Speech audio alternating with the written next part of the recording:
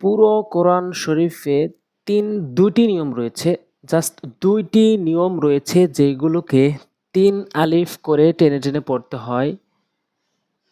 আজকে সেই ২ প্রকার নিয়ে আলোচনা করব। ভিডিওর শুরু থেকে নিয়ে শেষ পর্যন্ত দেখবেন এবং সহিহ শুদ্ধভাবে কোরআন শিখতে চ্যানেলটি সাবস্ক্রাইব করে রাখবেন পরবর্তী নতুন ভিডিও পাওয়ার জন্য। আর ভিডিওটি অবশ্যই শেয়ার করবেন যাতে প্রত্যেকেই সহিহ শুদ্ধভাবে কোরআন শিখতে পারে। তো মোট ছিল ১১ প্রকার।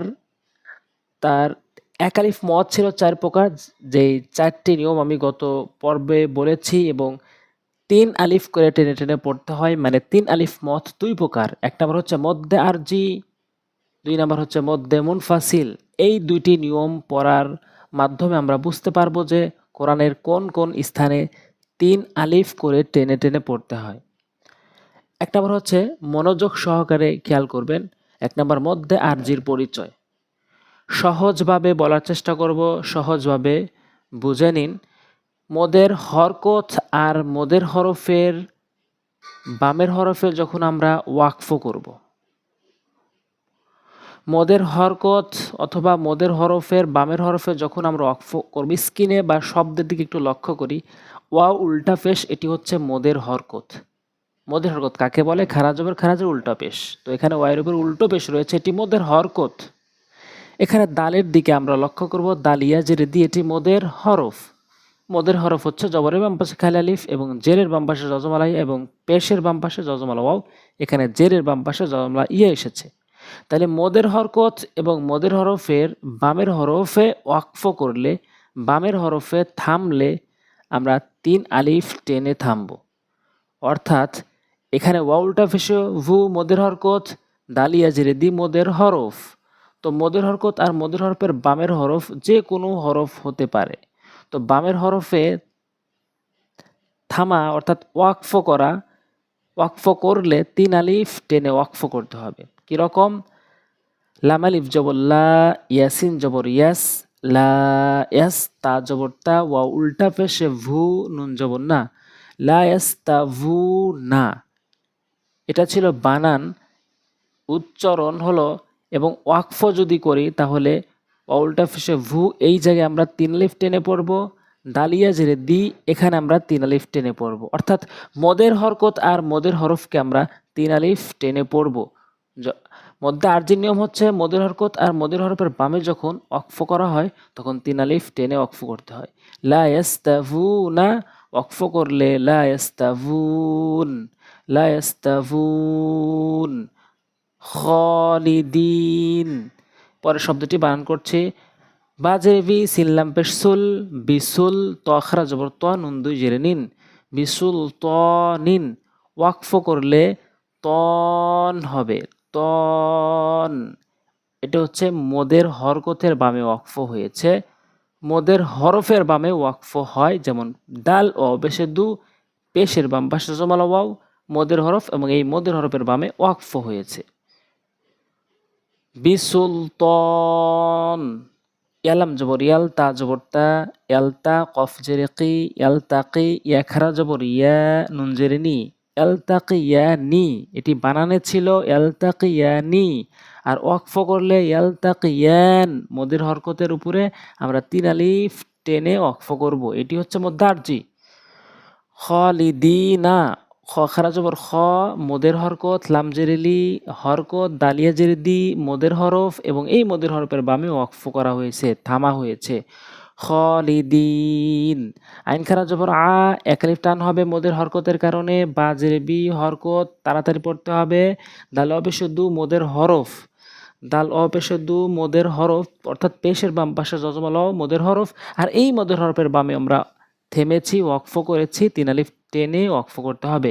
দুন, আবিদুন। কোরআন শরীফের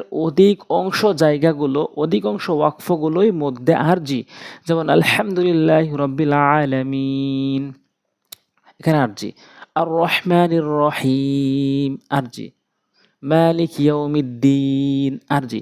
অধিক অংশ জায়গাগুলো, যেই জায়গাগুলোতে মদের হরকত আর মদের হরফের বামে ওয়াকফ করা হয়েছে সেই জায়গাগুলোতেই হচ্ছে মধ্যে আরজি, আমরা ৩ আলিফ টেনে ওয়াকফ করব।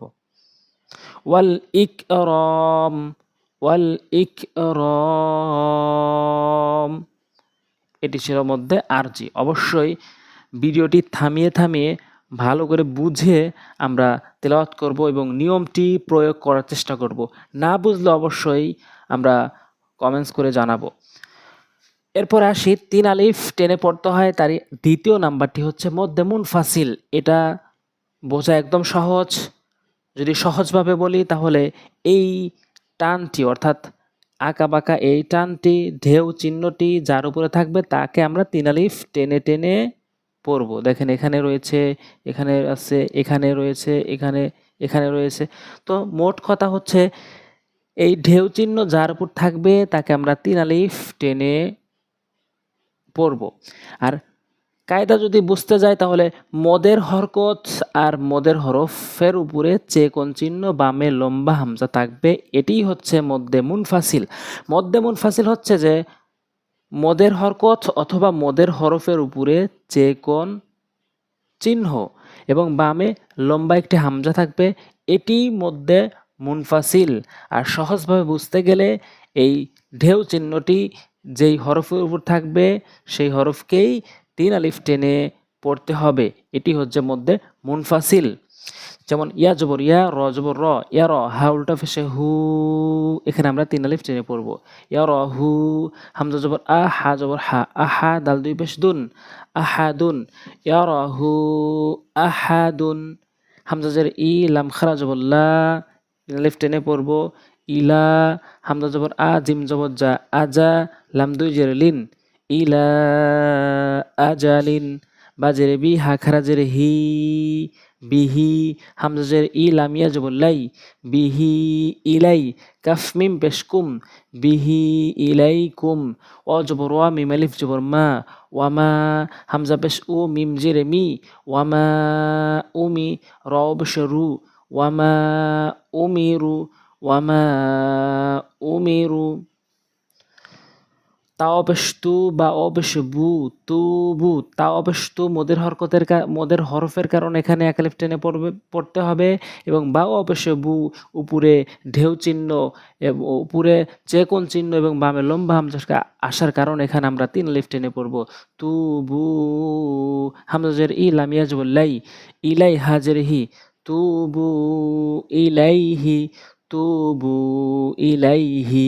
বা জের বি, তারিফ জবর তা, এক আলিফ টেনে পড়ব মদের হরফের কারণে, বিতা, রাম র জের রি, হরকত দ্রুত পড়ব হরকতের কারণে, বিতা রি কি, কাফিয়া জের কি, ৩ আলিফ টেনে পড়ব।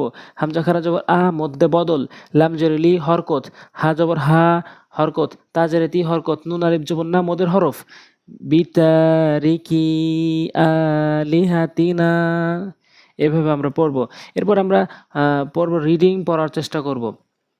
ইযা উলকু আযাবাহু আহাদ, লা উকসিমু, লা উকসিমু। এভাবে আমরা নিয়মগুলা প্রয়োগ করে সুন্দর করে তেলাওয়াত করব ইনশাল্লাহ। তাহলে আমাদের নামাজ শুদ্ধ হবে, আমাদের কোরআন তেলাওয়াত শুদ্ধ হবে। আর অবশ্যই ভিডিওটি শেয়ার করব যাতে করে প্রত্যেকেই সহি শুদ্ধভাবে কোরআন শিখতে পারে ইনশাআল্লাহ। তো আজকে এ পর্যন্তই। ইনশাল্লাহ সামনে ১৩ নম্বর পর্বে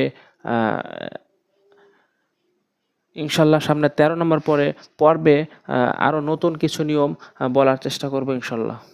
আসসালামু আলাইকুম ওয়া রাহমাতুল্লাহি ওয়া বারাকাতুহু।